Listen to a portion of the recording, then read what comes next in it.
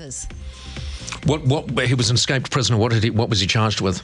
Do we know? I don't know, but he was one of those two that broke out of New York prison. Oh, yeah. Power tools. They were both murderers. Both murderers. They were both murderers, yeah.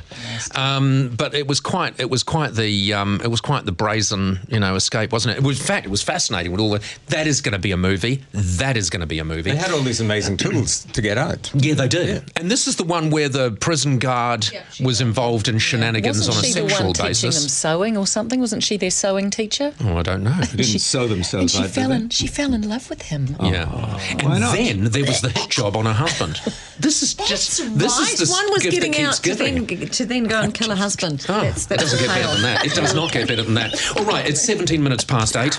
This is Paul Henry. And our panel this morning, Dr. Brian Edwards, media consultant. Brian, good morning. Good morning. Great to have you back. And Alison Leonard from The Breeze, where, what's the line? You've sure got a friend in The Breeze, Paul. Yeah, you have. I'm sure you listen on your way home from work, don't you? Sometimes I do, actually. Sometimes I do flick over to The Breeze. I'll give you a shout-out today. And then all of a sudden you'll play one of those songs and I think, God, my life is too short to listen to this bloody song again. I practically, the words, sometimes you think, how many times in my life do I have to listen to this song before Jesus takes me?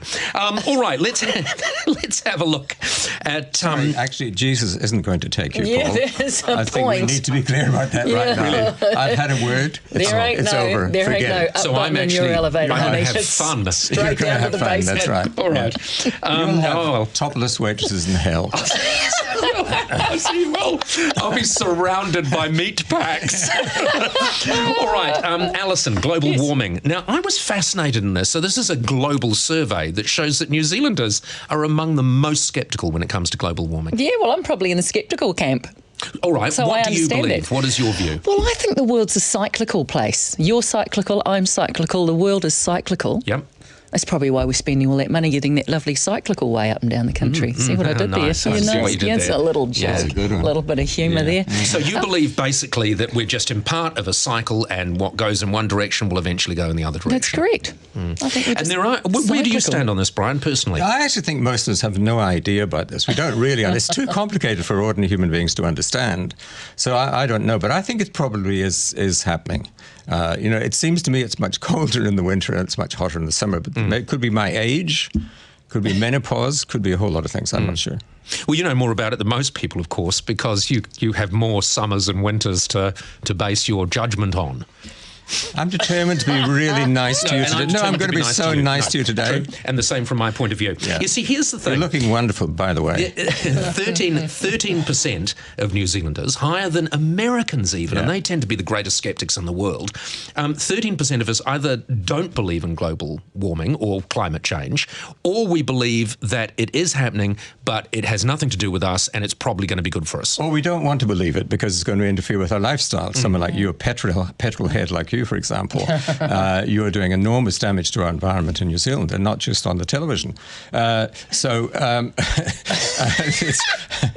Keep up.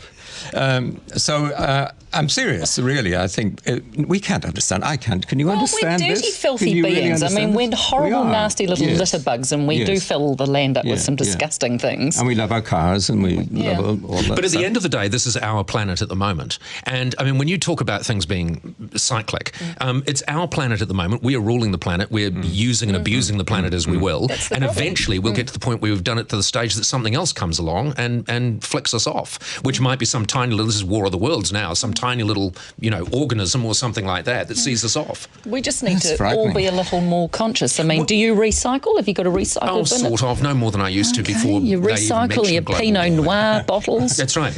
What does sort of recycling mean exactly? Well, if it's easy, I do it. If it's easy, I do it. If it's a little bit hard, I can't be bothered. He doesn't go out if it's raining. But one of the things that you were saying, Brian, is interesting because one of the issues with it, of course, is that it's not going to happen tomorrow. No. It's not going to happen next week. And so don't worry about it. That's right, it doesn't affect us. And of course, the other big issue for us here in New Zealand, and you hear this argument so much, is when people say, well, we could do everything in the world. The Prime Minister sort of subscribes to this. But can we really change the direction of the planet from New Zealand? Well, that's total defeatism, isn't it, really? I mean, that's just silly. Because if everyone took that attitude, then nothing would never be fixed. So it's quite important that you make small contributions as well as huge contributions. So Would you agree with John Key, though? No, and I won't. No, see, no, you say no straight away. No. But his argument is we should be doing our bit. We should not be leading the world. Well, because the pain for leading the world would be much more severe on a country like New Zealand. Everybody needs to do their bit. Well, what interests me about this, of course, is that the people who aren't interested in climate change, don't want to know about climate change, don't want to do anything about climate change, are the people on the right. That comes out of the story. It's the right-wingers. Sorry, I come back to people like you. It's the right-wingers who don't want to do anything about it because they don't want their comfortable lifestyles changed. Yeah, there's some truth in that. See, I'm not arguing with you there. All right, road cops could award this idea. It's sort of a flag that they're flying at the moment, Alison, that along with demerit points, there should also, for good drivers, be merit points. That's lovely. And when I was about 6, I used to think it was lovely when I got called out of the classroom for being a good girl and I had to go to the headmaster's office and I got a stamp on my hand. Everyone knew I was a good girl. Well, fundamentally, that's what the merit point idea is. Really, it's pulling us over. It's a bit fluffy bunnies, isn't it? Yeah, it is. Is it going to make people drive better? Well, I like that idea in some ways, but it can be unfair to someone like me. See, I have been driving for 50 years, and those 50 years, I've only had one speeding ticket. How long ago was that? Oh, that's... Yesterday. No. What had actually happened was I'd bought an Alfa Romeo, and I was driving it up the Hutt Road at some considerable speed, and so I was pulled over with my new, it was pretty considerable. Pulled over with my new car. And Judy, my wife, who was driving a tiny little car, went past me as the traffic cops were giving me this ticket and waved.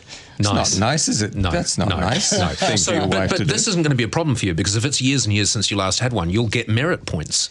Well, that would be okay, providing I can trade those merit points in some way. For wine or something. Some wine or something. Is it just like a flyby system? Can I get a free trip to Australia? I don't think that's the idea. One of those topless pubs? I don't think that's what do you actually get from it? Well, okay, so what they do in Victoria, because I can actually answer that question, but remember, this is just kite flying at the moment.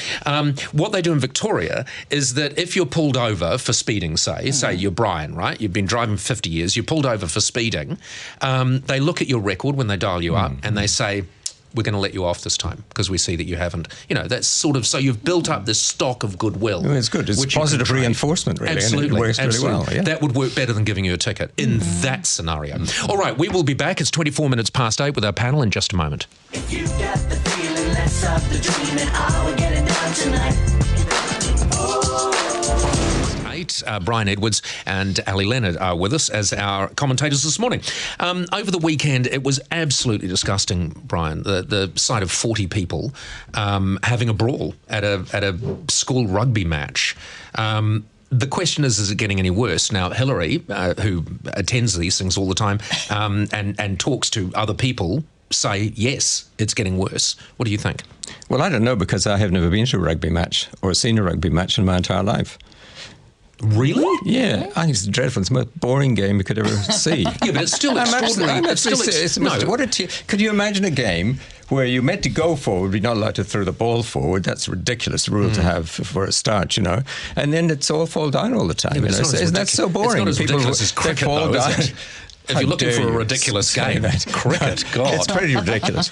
But anyway, the old saying was, it's not the winning. Never in your life. I have never, ever been to a rugby game. I am so proud of that. Really? Yes.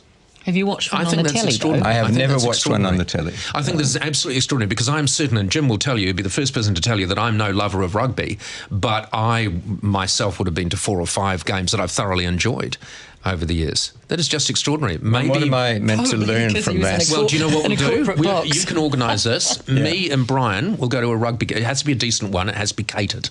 But we will go to a rugby game. I'll organise a box. You up for that? Yes. Seriously? All right. That's great. Yes, right. Let's get back to violence. The chance to be seen with you in public, that's irresistible by itself. Exactly. And it's only going to come round once.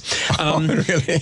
Let's talk about the violence, which is perpetrated mostly by spectators who are mostly parents. I think this is a very New Zealand thing, actually. The old saying is it's not the winning, it's the taking part that counts. Wrong. In New Zealand, it's the winning that counts. And so have this tremendous premium on everybody winning. And then you have the parents on the sideline. They're so heavily involved and will Johnny be better than somebody else, So I think all of that leads to this sort of scenario. And I think it's, to a degree, it's a New Zealand phenomenon. That's It's got to interesting. do with Alison? our obsessiveness with this game in part. Is it born It is an of obsessiveness the too. professional era, do you think? Like, every week, I imagine spending the lotto winnings. I want to win lotto. I'm a bit delusional. Well, yeah, in and that what you're respect. saying is, do the parents see their children see as their potential children lotto wins? as potential lotto Yeah, winners? no, I think you're right. I As think people that's who are part of going, it. my boy can play Super Rugby, he's going to earn lots and lots of money, he's going to be an All Black. He's my meal ticket. And he's my meal ticket. But also, have if your a plan boy, B, if your ladies boy and does gentlemen. well in the game, that's a reflection on you, the parent. Oh, You 'cause can he's look so at my awesome. lad there, see how well he's So doing. the whole thing is Isn't it skewed. great? Brian Edwards, Ali Leonard, thank you both very much for joining us. We will see you again very soon. That's the